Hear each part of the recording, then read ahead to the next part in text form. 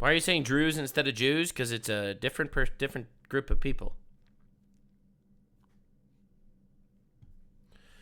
It's a completely different group of people. That's probably why. Because Druze and Jews are not the same thing. Can we explain what they believe? No.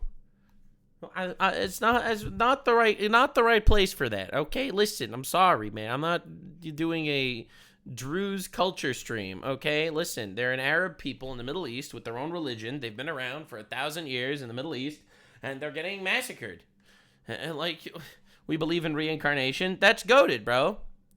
That's awesome. But you know, it's not what we're doing today. Also, you have Google. You have AI.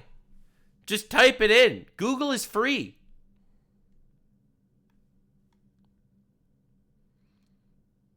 I thought you were saying Jews this whole time. Yeah. We don't trust AI. Fair. Fair. AI is kind of spooky these days. Womp womp.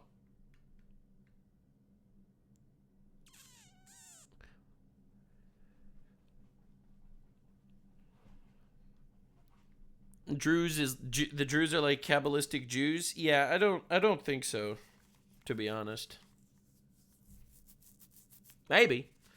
But I doubt it. You're a blue VTuber. Yeah, that's true. Good point. You make a very good point. Feel bad for Elmo.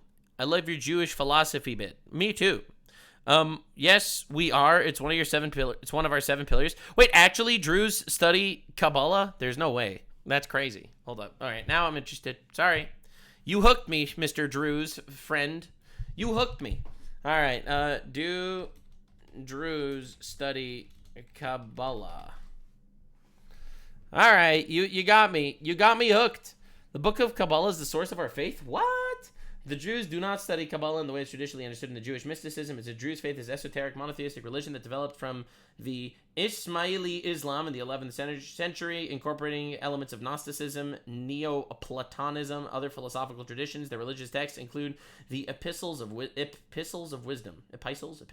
Focus on a unique blend of spiritual and philosophical teaching centered around the concept of Tawhid, the unity of God, reincarnation, the esoteric interpretation of sacred texts from multiple traditions, including the Quran, Bible, works of philosophers like Plato. Kabbalah, yeah, I know what Kabbalah is. Some scholars note that the Druze belief in reincarnation shares a parallel with certain Kabbalistic ideas like Gilgul. Yeah, I know all about that.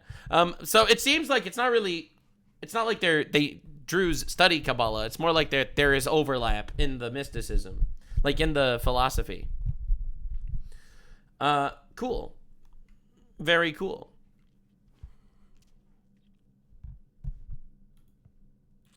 Very epic.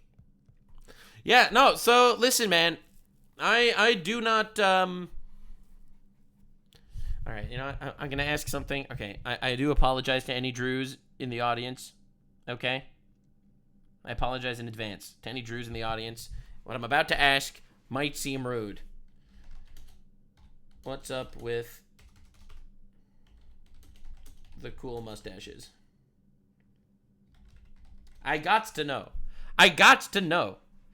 Okay, I have to know. I assume you're referring to the Druze.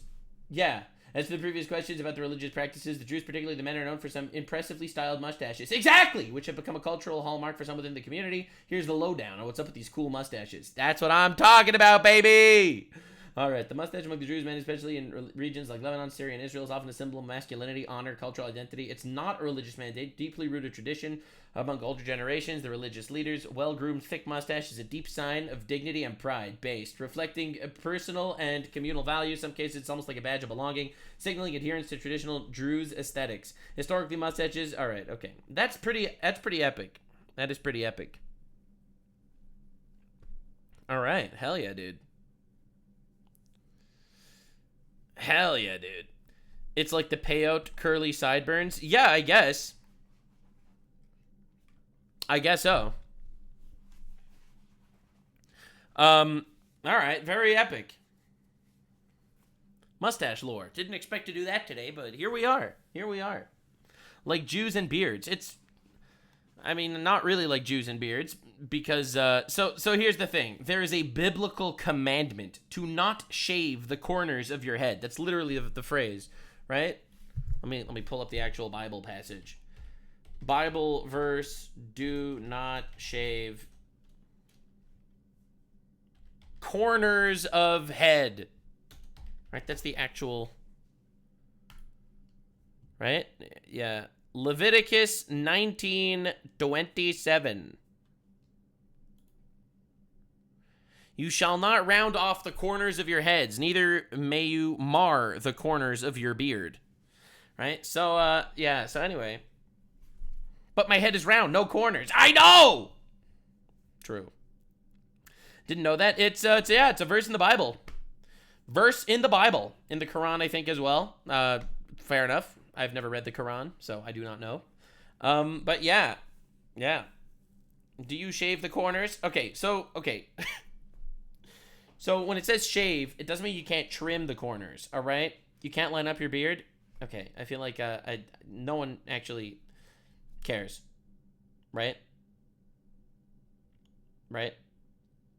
Do people care? So, all right. So, I'll explain it. All right. So, the thing is, trimming is obviously okay. It's shaving. Shaving is with a razor. So, you cannot use, according to the Old Testament, you cannot use a razor specifically on the corners of your head, which basically is your beard and sideburns, the way it's traditionally understood. So, obviously, you have people that shave because that's fine, but that's just not razors. Anyway, that's the short. All right, bald is a sin. Bald is not a sin. All right, Nux, do you shave your balls? I'm not telling you. Anyway, moving on.